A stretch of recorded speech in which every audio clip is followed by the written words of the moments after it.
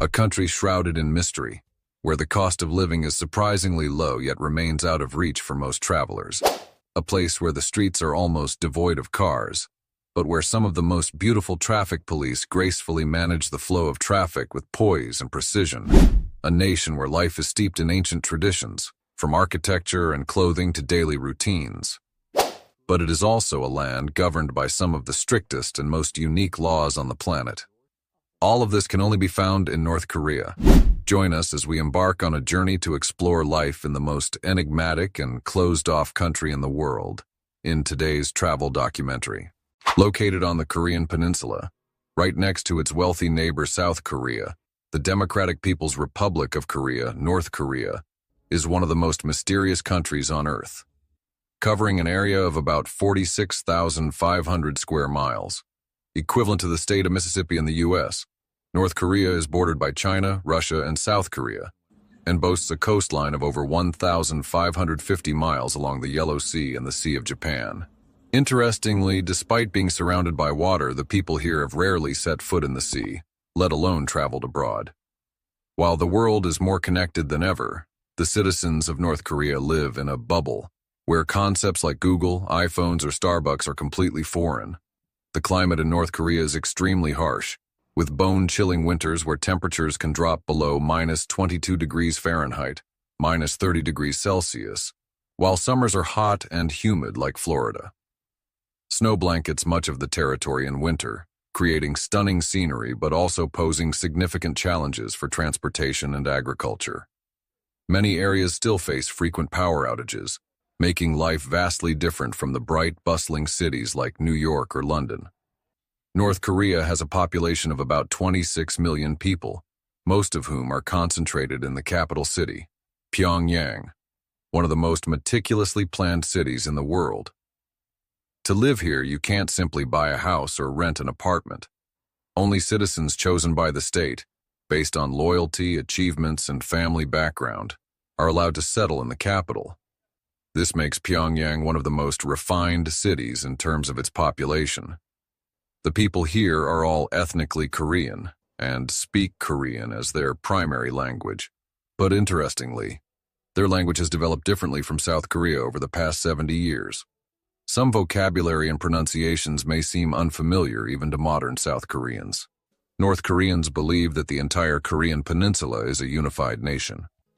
If you hold a world map in any country, you'll see both North and South Korea divided into two nations, the Democratic People's Republic of Korea, North Korea, and the Republic of Korea, South Korea.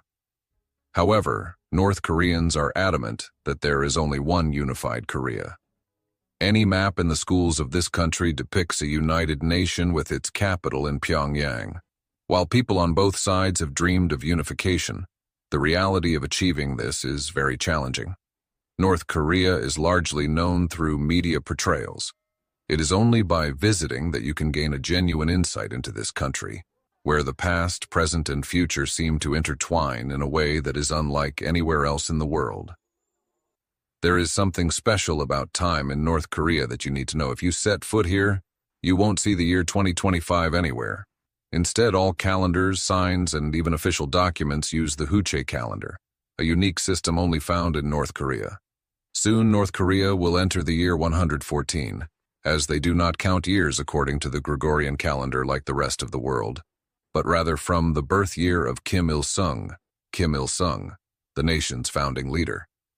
If you're accustomed to the globally used Gregorian calendar, the North Korean calendar feels like living in an entirely different timeline. Most travelers arriving in North Korea by plane will land at Sunan International Airport and head straight to the capital, Pyongyang. As soon as you arrive, you will feel a completely different atmosphere compared to any city in the world. Pyongyang has a beauty marked by order and discipline, with tall buildings lined up closely together, creating a modern appearance that's not as frantic as New York or Tokyo. Hundreds of apartment buildings rise from 25 to 35 stories throughout the city.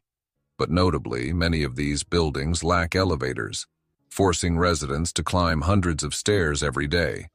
If you live on the 30th floor and have to walk down every morning to catch the bus, your health will either improve significantly or you'll be exhausted. The people of Pyongyang rarely use personal vehicles. Instead, they primarily get around using the subway, double-decker buses, trams, and taxis. During rush hours from 6:30 a.m. to 9 a.m., and from 5 p.m. to 9 p.m., public transport is always packed. Amazingly, despite hundreds of people waiting, no one pushes or shoves. There are no chaotic traffic jams like in Los Angeles or London. The streets of Pyongyang remain clean, clear, and orderly. The only thing missing from the streets of Pyongyang is motorcycles. While in other Asian cities like Bangkok or Hanoi, motorcycles are everywhere. Here, you won't see a single one. Beneath Pyongyang lies the world's deepest subway station at 110 meters underground. It can also serve as a bomb shelter thanks to its sturdy construction and steel-reinforced doors. Passengers spend about 3.5 minutes going from ground level to the station via escalator. Being so deep underground, this station maintains a constant temperature of 18 degrees Celsius year-round, regardless of the weather, making it a popular choice for many residents. There are no bustling street food stalls on the streets of North Korea, but you might come across tidy little stands where school children in red scarves gather to buy ice cream and candy. Although there is no widespread internet access, people still intently stare at their phone screens, a familiar sight in any city around the world, but here, they only access pre-approved domestic websites. On the streets, you can easily spot North Korean women sporting various modern hairstyles, dressed in elegant, stylish outfits that are relatively diverse in color and type, with badges featuring the two leaders, Kim Il-sung and Kim Jong-il, pinned to their chests, wearing high heels and light makeup. Interestingly, if you visit North Korea, you'll notice that all citizens wear badges featuring their leaders. But don't be tempted to wear one yourself, as foreign tourists could face imprisonment for doing so. Not following Western trends, North Korean women maintain a graceful beauty with smooth white skin, bright eyes, shiny black hair, and gentle smiles. Whether you stroll along Kim Il-sung Avenue, cross expansive squares, or descend into the world's deepest subway station, you will see groups of women arm in arm chatting animatedly or covering their mouths with laughter. Even when rushing to work or moving through the streets, women maintain an upright posture, walking confidently and somewhat proudly. They rarely seem hurried, not rushing like in New York or Paris, but instead exuding a calm, deliberate demeanor that is still full of confidence. The most striking feature on the streets of North Korea is the beautiful traffic police. In many countries, traffic officers are selected based on health, situational handling skills, and legal knowledge. However, in North Korea, to become a female traffic officer, you must meet 3 criteria: height, vision, and beauty. In Pyongyang, traffic police not only regulate vehicles but are also seen as a symbol of the city. They are typically young, tall, sharp-looking women, dressed in neat blue and white uniforms, wearing their caps smartly, standing straight at major intersections, directing traffic with decisive, powerful, yet graceful movements. Even though the streets of Pyongyang have very few cars, these female officers are always present, a quintessential feature of the city. And if you look closely, you will notice another remarkable sight on the streets of North Korea: the presence of young men in military uniforms, a familiar and essential image in this country.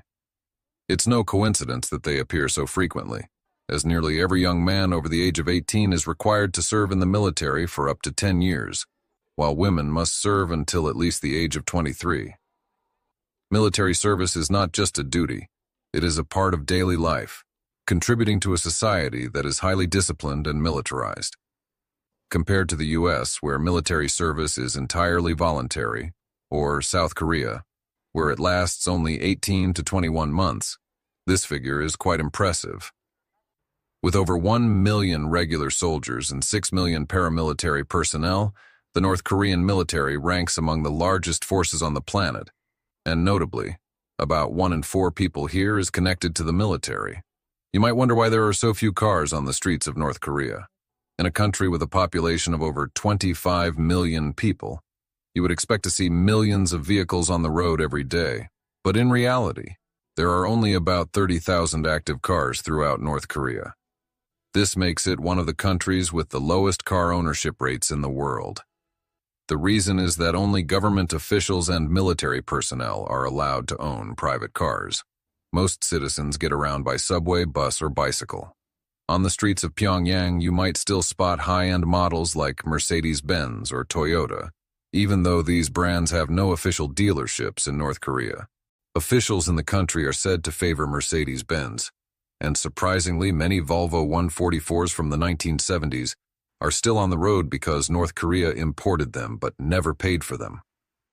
In reality, North Korea is not entirely dependent on imported vehicles. The country has its own automotive industry with a history dating back to the 1950s. The Sungri Motor Plant, once focused on producing military vehicles for wartime, later transitioned to assembling models inspired by Volkswagen, Mercedes, and various other international brands. However, due to its closed economy, domestic North Korean cars are largely unknown beyond its borders. North Korean leaders have the privilege of owning any vehicle they desire. Depending on their rank, they can drive anything from an Audi R8 and Rolls-Royce to a Range Rover, some of the most luxurious cars in the world. Kim Jong-un, in particular, is said to have a rare collection of luxury vehicles, even though importing cars into North Korea is not a simple process. Economically, North Korea operates under a centrally planned economic model, a rare system that still exists in the world today. The state controls everything from production and distribution to consumption. This means that while an American can easily order from Amazon and receive their package within a day, in North Korea, most goods are distributed according to government plans, and owning an imported item like a can of Coca-Cola can be a luxury for ordinary citizens. In North Korea, 3 essential services, housing, healthcare, and education, are provided for free.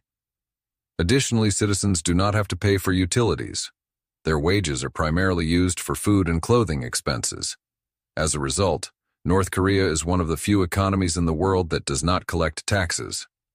How does this affect the cost of living in North Korea? Living in North Korea presents a unique economic landscape, markedly different from Western nations. The average monthly cost of living is approximately $1,597, about 32% lower than in the United States. Housing is significantly more affordable, with rent averaging 79.9% less than in the U.S. A 45 square meter furnished studio in a standard area costs around 900,000 North Korean won per month, though exact conversion to U.S. dollars is difficult due to limited exchange rate information. Utility bills, including heating, electricity, and gas for 2 people in an 85 square meter apartment, amount to approximately 120,000 won monthly. Food prices are, on average, 26.4% lower than in the U.S., though detailed pricing for individual grocery items remains scarce. Public transportation is the primary mode of travel, with costs significantly lower than in Western countries, but exact figures are not readily available. Additional expenses, such as gym memberships and dental care, are difficult to estimate due to the country's controlled economy and limited commercial services. While North Korea's cost of living is lower than in the United States, the restricted availability of financial data and the closed nature of the economy make precise comparisons challenging. With these costs in mind, would you choose this place to settle down? If yes, choose 1. If no, choose 0. Please share your answer in the comments. In Pyongyang, you can also explore grand structures of global significance. One of the most impressive destinations is the Rungrado Mayday Stadium, the largest stadium in the world, with a capacity of up to 150,000 people. Built in 1989, this stadium is not only the venue for football matches but also hosts the Mass Games, a spectacular event in North Korea featuring tens of thousands of participants. This is one of the most impressive synchronized performances on the planet, showcasing the unity and strength of the country. Pyongyang is also home to the Rygyong Hotel, one of the most unique, iconic buildings in the world. Shaped like a pyramid and standing 105 stories tall, this building held the title of the tallest hotel in the world for 20 years. designed to have over 7,600 rooms and a revolving restaurant on top. Ryugyong is an